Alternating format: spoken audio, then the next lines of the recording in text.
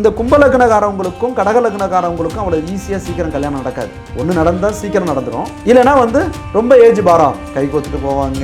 அது நீங்கள் பார்த்துருப்பீங்க, வெளியிலலாம் நிறைய பார்த்துருப்பீங்க. இவங்க என்ன ஹஸ்பண்ட் ஒய்ஃபா இல்லை ஃப்ரெண்ட்ஸா இல்லை வேற யாரோட ஒய்ஃபோ அதுக்கு கூப்பிட்டு வந்திருக்காங்களா, இவ்வளோ ஒரு அந்நியோன்யமாக இருக்காங்களே அப்படிம்போம்.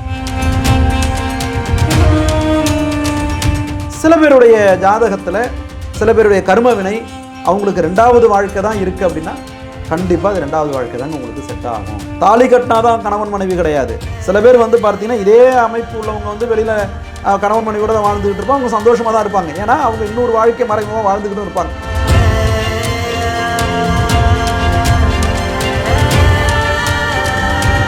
பசங்க கல்யாணம் பண்ணி வைக்கிறீங்க, எல்லா பேரண்ட்ஸுக்கும் சொல்கிறேன், ஒவ்வொரு வீட்டில் நடக்கிறது. பையன் உங்களுக்கு அரவணைப்பு கொடுக்குறார், எல்லாமே செய்கிறார், வந்த மருமகளோ இல்லை மருமகனோ எல்லாமே செய்கிறாங்க. அவங்களுக்குன்னு ஒரு ஃப்ரீடம் இருக்குல்ல, அவங்களுக்குன்னு ஒரு சுதந்திரம் இருக்குல்ல, அதை நம்ம விட்டு கொடுக்க வேண்டியதுதானே.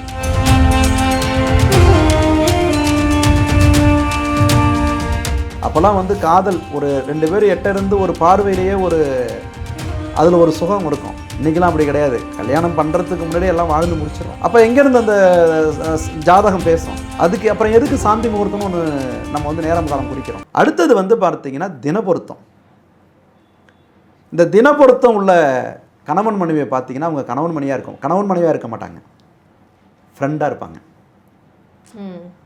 ஜாலியாக போவாங்க, கை கோத்துட்டு போவாங்க. அது நீங்கள் பார்த்துருப்பீங்க, வெளியிலலாம் நிறைய பார்த்துருப்பீங்க. இவங்க என்ன ஹஸ்பண்ட் ஒய்ஃபா இல்லை ஃப்ரெண்ட்ஸா இல்லை வேற யாரோட ஒய்ஃபோ அதுக்கு கூப்பிட்டு வந்திருக்காங்களா, இவ்வளோ ஒரு அந்நியோன்யமாக இருக்காங்களே அப்படிம்போம். ஸோ இந்த தினப்பொருத்தம் அப்போ ஆரம்பமே அங்கே சரி பண்ணுறோம். கல்யாணம் பண்ணுறதுக்கு முன்னாடி வரவங்களுக்கு முன்னாடியே நாங்கள் இப்படி தான் உன் வாழ்க்கை, இதெல்லாம் இருக்கணும், இதை தாண்டி பிரச்சனை வராதான்னு கேட்டால் பிரச்சனை வரும். அப்போ கோட்சாரங்கள் இருக்குது, 7.5 சனி இருக்குது, அஷ்டம சனி இருக்குது, இந்தமாரி தசாபுத்தி இருக்குது, அது கூட நம்ம கர்மாவும் இருக்குது. அதெல்லாம் நம்ம பெருசாக பாதிக்காத அளவுக்கு தலைக்கு வர்றது தலைப்பாகன்னு சொல்கிறோம் இல்லையா, காலை எடுக்க வேண்டியது ஒரு விரல் உடையிறது இருக்குது, ஒரு சின்ன ஃப்ராக்சரில் போகிறது இருக்குது. அதேமாரி சண்டை வரும் தான், சண்டைலாம் வராதெல்லாம் இருக்காது. அது மேனேஜபிள், சமாதானம், விட்டு கொடுத்துக்க மாட்டாங்க.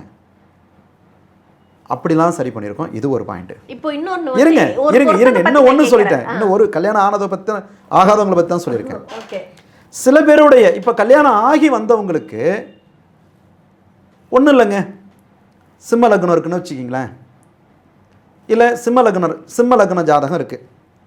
இந்த சிம்ம லக்னத்துக்கு பார்த்தீங்கன்னா 7வது இடம் கும்பம். யாருடைய வீடு? சனியோட வீடு. அதே கும்ப லக்னத்துக்கு 6 வீடு யாருன்னு கேட்டால் மகரம், அதுவும் சனியோட வீடு. அப்போ இந்த கும்ப லக்னக்காரவங்களுக்கும் கடக லக்னக்காரவங்களுக்கும் அவ்வளோ ஈஸியாக சீக்கிரம் கல்யாணம் நடக்காது. ஒன்று நடந்தால் சீக்கிரம் நடந்துடும், இல்லைனா ரொம்ப ஏஜ் பாரம். ஏன்னா 2 பேருக்குமே 7ஆம் அதிபதி சப்தமாதிபதி சனி ஆயிடுறான். ஒன்று. இந்த சிம்ம லக்னத்துக்கு என்ன ஆகுதுன்னா 7 கிரகமும் 6 கிரகமும் ஒரே வீடாகுது. அப்போ 6ஆம் இடம் என்பது என்ன? வம்பு, வழக்கு, கோர்ட்டு, வியாதி, விரயம். அதுவே உங்களுக்கு சப்தமாதிபதி கலத்திரஸ்தானாதிபதியாக இருக்கிறதுனால என்ன ஆகும்? வரக்கூடிய மனைவியே அவங்களுக்கு எதிரியாக மாறணும், இல்லை வரக்கூடிய கணவனே அவங்களுக்கு எதிரியாக மாறணும். யார்? கும்பம், சிம்மத்துக்கு. அதே போல் ஜென்ரலாக எல்லா லக்னக்காரவங்களுக்கும் சொல்கிறது என்னென்னா, சப்தமாதிபதி 6ஆம் இடம், சப்தம்னா 7ஆம் இடம், கணவன்கிற ஸ்தானம், மனைவிங்கிற ஸ்தானம், 6ஆம் இடத்துல போய் உட்காந்தா அவங்க வாழ்க்கையில் வரக்கூடிய கணவனாலேயோ மனைவினாலேயோ அவங்க நிறைய விரயத்தை சம்பாதிக்கணும், நிறைய வழக்குகளை சம்பாதிக்கணும், நிறைய பிரச்சனையை சம்பாதிக்கணும். அப்போ அந்தமாரி உள்ளவங்களை நம்ம என்ன பண்ணுவோம்? நீ சேர்க்கும் போதே இப்படி சேர்த்துட்டீங்க, உங்கள் குடும்ப வாழ்க்கையில் இப்படி தான் இருக்கும். மனைவி வந்த பிறகோ இல்லை கணவன் வந்த பிறகோ பெருசாக வளர்ச்சி இருக்காது. கல்யாணத்துக்கு அப்புறம் தான் நம்ம கஷ்டப்படுறது மாதிரியே நீங்கள் ஃபீல் பண்ணுவீங்க. ஆனால் குழந்தை ஆயிடுச்சு, நீங்கள் இப்போ பிரிய முடியாது. அப்போ அந்த குழந்தை அனாதை ஆகுதுல்ல, அது இந்த ஜென்மத்தில் உங்களுக்கு பாவமாக தானே ஆடாகும். அதை நீங்கள் சரி பண்ணுறதுக்கு என்ன வழி அப்படிங்கிறதையும் நம்ம கொடுத்துருக்குறோம். சில பேருடைய ஜாதகத்தில் சில பேருடைய கர்ம வினை அவங்களுக்கு 2வது வாழ்க்கை தான் இருக்குது அப்படின்னா கண்டிப்பாக அது 2வது வாழ்க்கை தாங்க உங்களுக்கு செட் ஆகும். அந்த வாழ்க்கைப்படி தான் உங்களுக்கு வாழ்க்கை நல்லாயிருக்கும் அப்படிங்கிறதையும் மகரிஷி சொல்லியிருக்காரு. ஓகே. இதில் ஒளிமறைவுக்கெல்லாம் ஒன்றும் வேலையே கிடையாது. அந்த இடத்துல ஒரு குழந்தை கமிட்மெண்ட்டு, ஃபேமிலி கமிட்மெண்ட்டு, அவங்க என்ன சொல்லுவாங்க, இவங்க அந்த கட்டாயத்தில் வாழ்ந்தா கூட அவங்களுக்கு 2ஆம் தரம் இருக்குது அப்படின்னா அது வேற வழி இல்லை, அதை அனுபவிச்சு தான் ஆகணும். அதுவும் நல்லது கெட்டது அதுவும் பார்த்து தான் ஆகணும். அதில் இன்னொரு விஷயம் என்னன்னு கேட்டிங்கன்னா, திரும்பியும் சொல்கிற விஷயம் என்னன்னு கேட்டால், தாலி கட்டினாதான் கணவன் மனைவி கிடையாது. சில பேர் வந்து பார்த்தீங்கன்னா இதே அமைப்பு உள்ளவங்க வந்து வெளியில் கணவன் மனைவி கூட தான் வாழ்ந்துக்கிட்டு இருப்பாங்க, அவங்க சந்தோஷமாக தான் இருப்பாங்க. ஏன்னா அவங்க இன்னொரு வாழ்க்கை மறைமுகமாக வாழ்ந்துக்கிட்டும் இருப்பாங்க.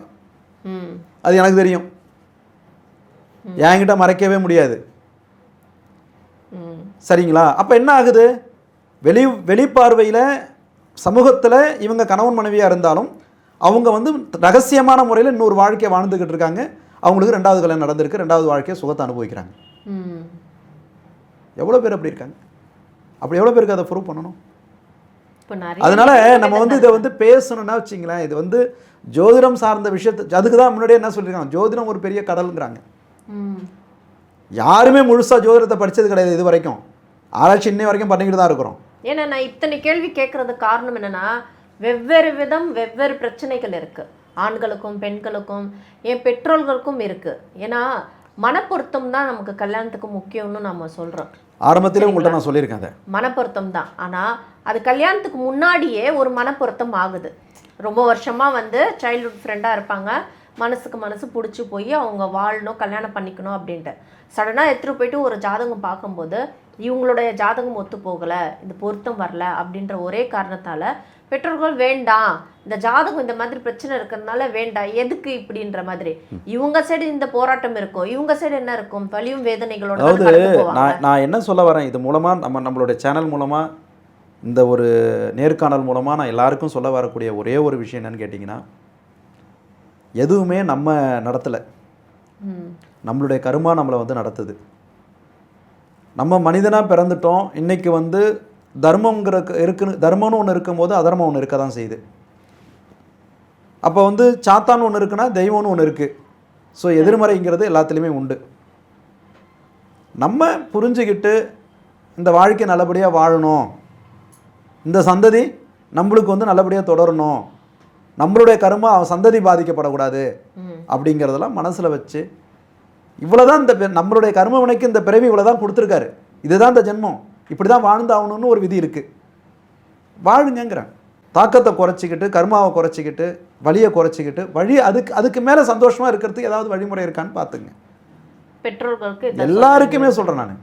இப்போ பெற்றோர்களுக்கு ஒரு ஸ்ட்ராங்கான ஒரு இந்த காணொலி பார்க்கும்போது சரி நான் சொல்கிறேன், நான் சொல்கிறேன் பசங்க கல்யாணம் பண்ணி வைக்கிறீங்க, எல்லா பேரண்ட்ஸுக்கும் சொல்கிறேன், ஒவ்வொரு வீட்டில் நடக்கிறது.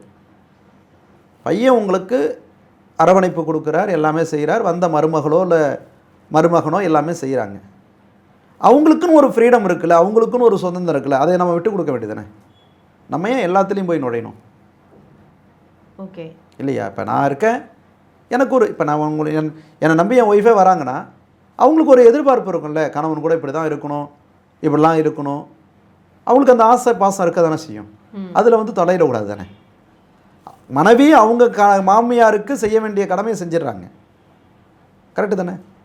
நான் பையனை ஆரம்பத்துலேருந்து நான் வளர்த்தேன், எல்லாம் செஞ்சேன், நான் ஃபுல்லாக நான் விட்டு கொடுக்க முடியலன்னா அது அப்போ கல்யாணமே பண்ணியிருக்கக்கூடாது.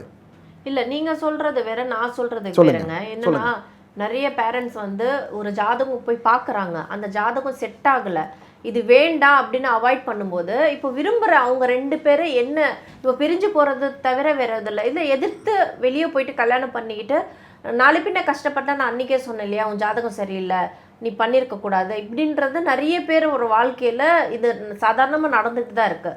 இந்த பேரண்ட்ஸ்க்குலாம் நீங்கள் என்ன சொல்கிறீங்க? இல்லை இதுக்கு பரிகாரம் இருக்குது, நீங்கள் பண்ணலாம். இல்லை நான் பாயிண்ட்டுக்கு வரேன், கண்டிப்பாக நான் பாயிண்ட்டுக்கு வரேன். இந்த கேஸ் என்கிட்ட நிறைய வருது, இந்த பிரச்சனை உள்ளவங்க. இந்த ஜாதகம் இந்த கர்ம வினை இவங்களுக்கு காதல் திருமணம் தான் நடக்கும் அப்படின்னா நான் காதல் திருமணம் தான் சொல்லிடுவேன். ஓகே, நீங்கள் அதுக்கு தயாராகிக்கிங்க. ஒன்று, சில பேர் வந்து அவங்க விருப்பப்படி வாழ்க்கையை வாழ்ந்துட்டு அவங்க வந்து பிரச்சனையை சந்தித்து வாழ்க்கையில் பிரிவுன்னு வரும்பொழுது பேரண்ட்ஸாலையும் முடிவெடுக்க முடியாத ஒரு கட்டங்களில் உள்ளவங்கள நான் ஃபேஸ் பண்ணியிருக்கேன். அப்போ நான் என்ன சொல்லுவேன், நீங்களே பார்த்து உங்களுக்கு வாழ்க்கை அமைச்சு வச்சுருந்தாலும் இவங்க வாழ்க்கை அப்படி தான் இருக்கும். அவங்க ஓன் ரிஸ்கில் அவங்க ஒரு விஷயத்தை அனுபவிச்சுட்டாங்க, இப்போ நீங்கள் வந்து குற்றவாளி இல்லாத பலிகடா இல்லாத போயிட்டீங்க, அதனால் நீங்கள் தப்பிச்சிட்டீங்க அப்படின்னு சொன்னவங்கள பல பேர் உண்டு. அதே போல் காதல் திருமணம் மனசார விரும்புகிறாங்க. இப்போலாம் எங்கெங்க உண்மையான காதல் இருக்குது? மோகம். எஸ். சரிங்களா? அப்போல்லாம் வந்து காதல் ஒரு 2 பேர் எட்ட இருந்து ஒரு பார்வையிலேயே அதில் ஒரு சுகம் இருக்கும். இன்றைக்கெலாம் அப்படி கிடையாது. கல்யாணம் பண்ணுறதுக்கு முன்னாடியே எல்லாம் வாழ்ந்து முடிச்சிடறோம். ஆமாம். அப்போ எங்கேருந்து அந்த ஜாதகம் பேசும்? அதுக்கு அப்புறம் எதுக்கு சாந்தி முகூர்த்தம்னு ஒன்று நம்ம வந்து நேரம் காலம் குறிக்கிறோம் இல்லையா? அக்னி சாட்சியாக கல்யாணம் பண்ணி சாந்தி முகூர்த்தம்னு ஒரு நேரத்தை கொடுத்து இந்த நேரத்தில் தான் இவங்க 2 பேரும் புணர்தல் பண்ணணும் அப்படின்னு ஒன்று குறிக்கிறோம். அதில் அவ்வளோ விஷயங்கள் இருக்குது. அதெல்லாம் நம்ம அப்புறம் பேசுவோம். ஆனால் இப்போ அப்படி கிடையாது. எல்லாம் வாழ்ந்துட்டு நம்ம மியூச்சுவலாக ஃபஸ்ட்டு நம்ம செட் ஆகிட்டோமா, அதுக்கப்புறம் நம்ம கல்யாணம் பண்ணிக்கலாம்னு சொல்கிறோம். அது கல்யாணமே கிடையாது. அது கல்யாணமே கிடையாது. அது அப்போ வந்து ஒரு மனைவியாக ஒரு ஆணாக இருக்கட்டும், ஒரு பெண்ணாக இருக்கட்டும், நான் அதுதான் பல வீடியோலையும் நான் சொல்லியிருக்கிறேன். ஒரு குறிப்பிட்ட ஸ்டேஜுக்கு அப்புறம் ஒரு பெண்ணை வந்து முழுமையாக பார்க்கறதுக்கான தகுதி கணவனுக்கு மட்டும்தான் உண்டு, தாய்க்கே கிடையாது. அப்போ அந்த இடத்துக்கு நம்ம ஒரு இடத்துல ஒருத்தவங்களை கொண்டு வந்த பிறகு அப்போ அவங்களுக்கு அதுக்கப்புறம் அவங்க இந்த பெண்ணு வந்து ஒருத்தவங்களை கல்யாணம் பண்ணுறாங்கன்னா, அந்த ஆண் வந்து வேற ஒருத்தவங்களை கல்யாணம் பண்ணுறாங்கன்னா அவங்களுக்கு எப்படி அது முதல் தரமாகும்? முடியாது. அப்போ எந்த தாரணை எடுத்து பலன் சொல்லுவீங்க நீங்கள்? நிறைய காம்ப்ளிகேட்டட் இருக்குங்க இதில்.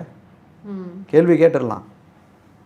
ஆனால் ஒருத்தவங்களோட சப்ஜெக்ட் உள்ளே வந்த பிறகு தான் தெரியும் அங்கே எவ்வளோ, அது எங்களை மாரி ஆட்களுக்கு தான் தெரியும். ஆக்சுவலாக நீங்கள் நாடி ஜோசியம் பார்க்கும்போது நல்ல நேரம் கெட்ட நேரம் கல்யாணத்துக்காக பாருங்க அப்படின்னு சொல்லும்போது இதுவும் தெரிஞ்சுக்கலாம். எல்லாமே தெரிஞ்சிடும். என்கிட்ட எதுவுமே நான் தான் சொல்கிறேன், கிடையாது, எல்லாமே தெரிஞ்சிடுங்க.